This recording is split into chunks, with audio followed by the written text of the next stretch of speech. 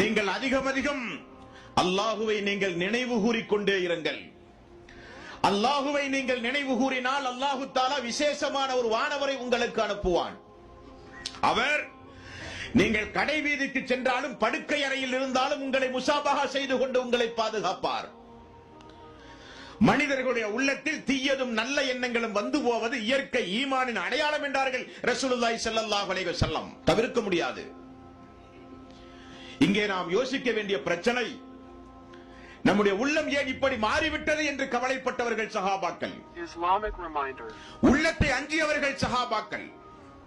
இந்த மனித சமுதாயத்திலே பாருங்கள், பல உபதேசங்களை நாம் எல்லாம் உருக்கமாக, அழுத்தம் திருத்தமாக, மிக தெளிவாக பல உபதேசங்களை நாம் கேட்டிருப்போம். சொல்லப்படுவது அல்லாஹ்வுடைய ஆயத் என்று நமக்கு நன்றாக தெரியும்.